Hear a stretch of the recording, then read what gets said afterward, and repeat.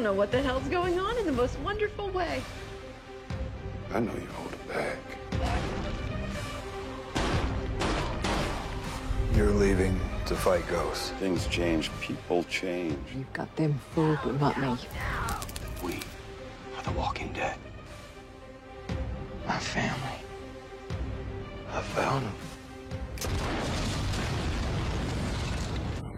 Bonjour à tous, aujourd'hui c'est parti pour la réaction à l'épisode 5 de la saison 1 de The Walking Dead. C'est un épisode qui sera un petit peu plus calme que le précédent, puisqu'on sait ce qui s'est passé donc à l'épisode 4, qui clairement va changer beaucoup de nos personnages. La réalité les a rattrapés, et dans cet épisode, on va travailler ce que j'aime beaucoup dans The Walking Dead, c'est la psychologie, le développement des personnages. N'hésite pas à t'abonner et à laisser un petit pouce bleu, c'est ultra important pour la chaîne. Merci à ceux qui le font. On continue notre petit format habituel avec, pour cet épisode 4 intitulé Feu de forêt, on a à la réal donc Ernest Dickerson. Il a réalisé des épisodes pour Weeds, Esprit criminel, Heroes, Urgence, les 4400, Dexter. Voilà. Au scénario, on a Glenn Mazzara. Retenez bien ce nom, Glenn Mazzara, car ce sera le futur showrunner de la série, avant Scott Gimple. L'épisode a fait plus de 5 millions d'audience, qui est toujours excellent pour la chaîne IMC. Sur ce, on se lance l'épisode. Let's go. J'aime bien aussi le fait que Rick s'accroche à Morgan.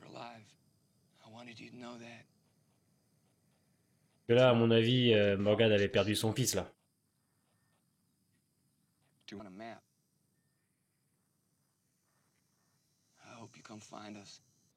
La réalité les a rattrapés et ça va être terrible pour eux. Hein.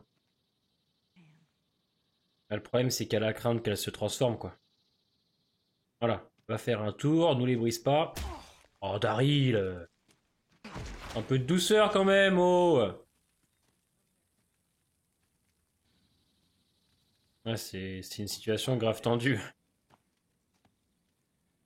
Ok, très bien. C'est un moment ultra important pour Andrea.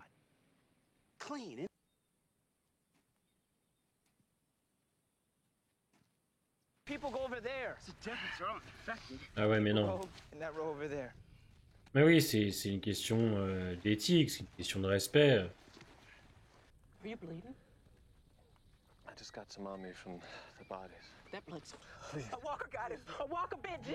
Aïe, aïe, aïe, aïe, aïe. Ah, c'est chaud. Ah, c'est une situation qui est ultra... Voilà, on l'a mis où la limite? Ce qui est génial, c'est que Jenner du CDC, on va le voir dans World Beyond. Putain, mais Daryl. Et oui, c'est la réalité, je vous dis qu'il les rattrape, donc ils sont un peu tous perdus, et c'est bien.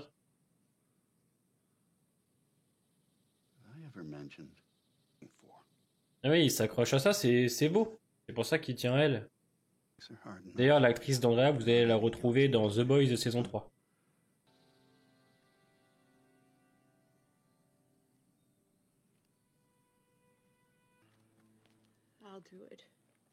Oh putain, le Edge, il a ramassé, je m'en souvenais plus.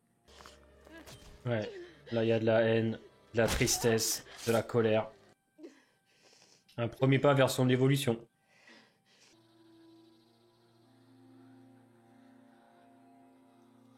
C'est incroyable comme scène quand même.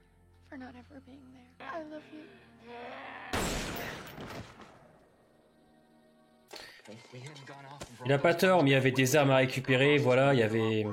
Malheureusement dans la vie, il y a des choix à faire et... Bien sûr. Bien sûr.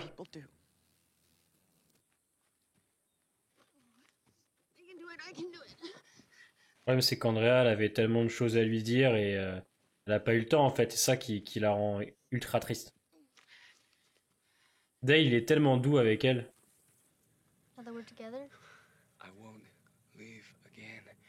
Ah, mais Chandler, il joue déjà mieux que tous les personnages de World Beyond.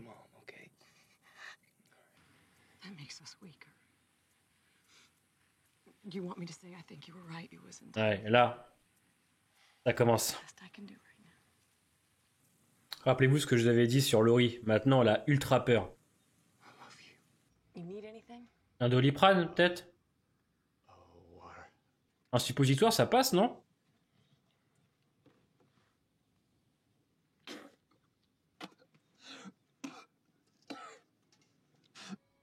You watch the boat, right? Ouais, on fera attention au bateau, ouais. The CDC thing. Laurie, it's a mistake. A need for a plan, man. So what is it? We leaving or not? People, man. they're not Là, il y a une première scène qui sera indéfendable pour Shane et il y en aura une aussi dans l'épisode 6. want to. It's Hmm. just, Si tu savais, mon lapin. I don't see it.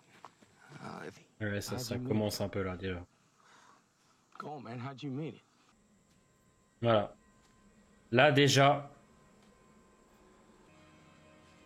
Ouais, là, déjà, c'est un pas en arrière pour Shane. Et oui. Jesus. Les gens oublient trop vite que Shane... Ouais, Dale, il l'a compris direct.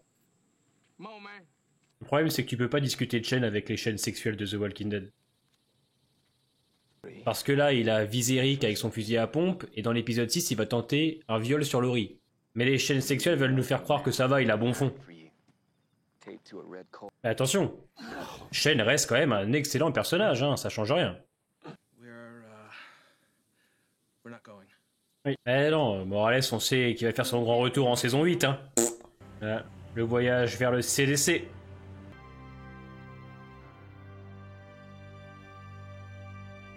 Les regards, l'avenir incertain, c'est tellement bien, putain.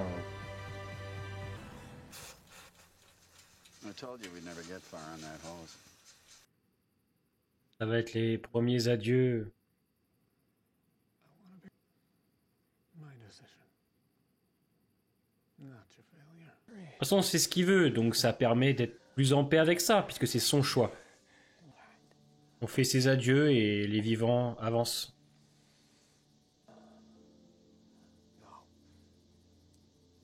You'll need it. Ouais, je pense que Jim, il est en paix, donc... C'est une scène à la fois très triste, mais à la fois très jolie. Ça confronte les gens à la mort, et beaucoup de gens ont peur de la mort alors qu'il faut pas. C'est génial. Ça fait penser à World Beyond, et je trouve que la connexion est top quand même.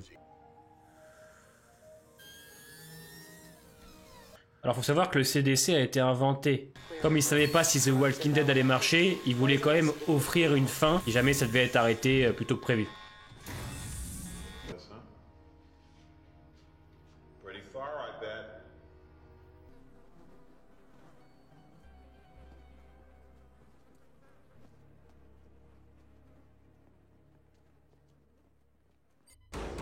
Et j'ai le cœur qui bat comme si j'avais jamais vu l'épisode. Then why are these That's right, we can't be here Il this stresse qu'il a pas envie de prendre une deuxième mauvaise décision. Fort Benny? Il est fou furieux. The camera, it moved. Your mask. C'est fou parce que... C'est là que tu comprends que c'est aussi ensemble qu'on avance. Cette scène, oh là là, incroyable. Ah là là là là là là là là là là. Putain. C'est un épisode que beaucoup vont qualifier de triste. De triste parce que la thématique de l'épisode, même s'il y en a plusieurs, reste la mort. Et la mort effraie beaucoup de gens. Elle m'a effrayé, elle vous a effrayé, vous effraie encore pour certains. Mais si je peux vous rassurer là-dessus, parce que c'est quand même un épisode qui est là pour te le montrer, la mort n'est rien. La mort n'est rien parce que la mort, notre mort, nous ne la vivrons pas. Le plus important dans une vie, notre vie, c'est de vivre. Ça sert à rien de penser à la mort. Qu'est-ce que c'est la mort? Où va-t-on après la mort? Se poser ces questions sur le fait qu'on va dormir éternellement, ça ne sert à rien puisque vous ne pouvez pas y répondre. Par contre, votre vie, vous pouvez la vivre. Votre mort, vous ne la vivrez pas. Et dans cet épisode, ce qui est intéressant, c'est que nos personnages sont rattrapés par la mort. Comme si ils l'avaient esquivé ou oublié pendant un certain temps. Et nos personnages l'ont oublié. Nos personnages sont un petit peu perdus. Est-ce qu'on tue Jim alors qu'il est en vie? Où sont nos limites? Comme dit Rick, Andrea qui met du temps à faire son deuil et qui est triste, non seulement parce qu'elle a perdu sa sœur le jour de son anniversaire, mais parce que elle n'a jamais pu vraiment être là pour elle et au moment où elles étaient ensemble, sa vie s'est arrêtée. Amy est morte. Un épisode qui te fait comprendre qu'il faut vivre l'instant présent et ne pas toujours remettre à demain ce qu'on peut faire aujourd'hui. Elle l'a fait, mais trop tard, parce que la vie en a décidé autrement. Et c'est ultra beau. C'est ultra triste, mais c'est ultra beau. Et dans cet épisode, les personnages sont perdus. Qu'est-ce qu'on fait? Où sont nos limites? Jim, on le garde en vie, on le tue, il va se transformer, mais on reste humain. On peut pas tuer quelqu'un sous prétexte qu'il va mourir dans quelques jours ou autres, parce qu'il met en danger la communauté. Faut réfléchir.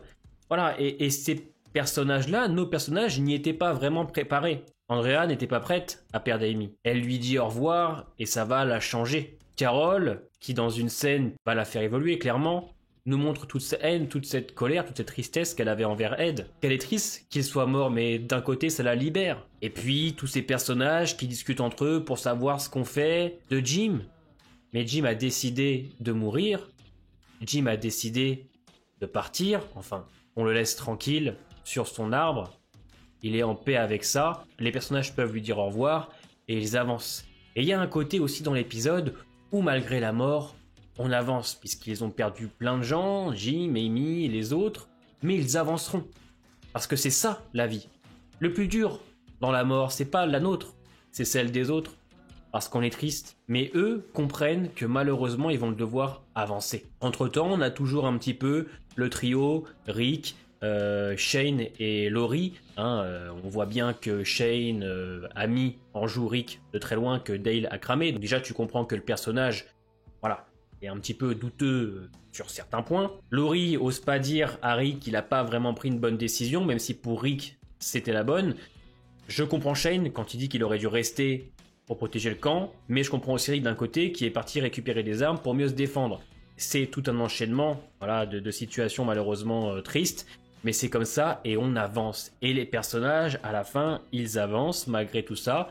La réalité les rattrape, mais ils comprennent un peu mieux. Et j'adore aussi la scène de fin, qui nous montre aussi le CDC, toute l'idée qu'avait Frank Darabont sur cette conclusion prévue si jamais la série n'était pas reconduite ou seulement pour une deuxième saison. Pour ça d'ailleurs que le CDC a été complètement oublié jusqu'à aujourd'hui. Scott Gimple s'en est servi pour étendre le lore de l'univers, ce qui est ultra intelligent de le faire même 11 ans après. Et on a Rick qui est prêt à tout, qui défonce la porte du CDC parce qu'il sait qu'il a encore pris une décision. Les rôdeurs se réveillent derrière, ils ont tous peur.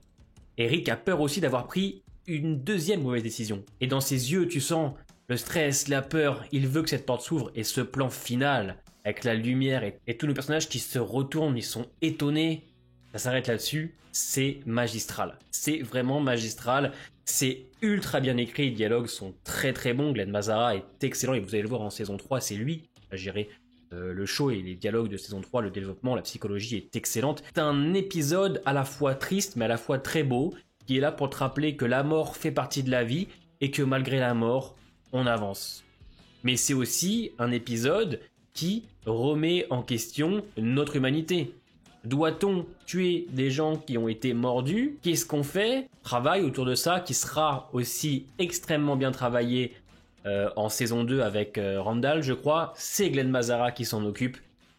Donc il aime beaucoup cette thématique de l'humain, et c'est exceptionnel. Donc encore un épisode à la fois moins rythmé que les précédents, mais ultra bon dans son écriture, dans ses dialogues, dans l'émotion qu'elle dégage, et dans les messages qu'elle véhicule aussi. C'est un très beau message. On avance malgré la perte de nos amis, on fait notre deuil, effectivement pas de la meilleure manière possible, puisqu'ils doivent continuer à avancer malgré tout, et comme le dit Laurie à un moment donné, il faut aussi qu'on prenne du temps pour les morts, qu'on prenne du temps pour nous, parce qu'on reste humain. Et c'est extrêmement beau, je trouve. Donc voilà, quel plaisir de voir cet épisode, qui est clairement un des meilleurs, je trouve, en termes d'écriture, que j'ai pu voir dans l'univers de Walking Dead.